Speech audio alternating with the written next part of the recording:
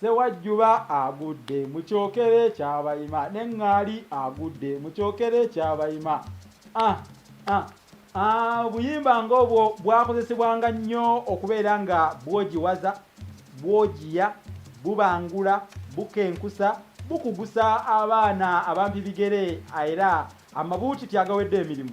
Wamma ggwe nabo ne babeera nga bakula bamanyi ebyobuwangwa, nga bamanyi ennono zaabwe era nga bafunye amagezi ag'ekikugu ku buwangwa bwabwe. Kati byalagawa byafuuka kaafuma ng'ensawo ey'ekiwero, kubanga bwegwa mu mugga towonya kantu, byonna bitobera ddala. Naye nga ndowooza alekerera amalire ge afa njala. Kivudde ku bantu abavunaanyizibwa ku nsonga zino obutakola kimala okubeera nga twagazisa abaana abato abampi bigere ebintu bino. Gwe kiki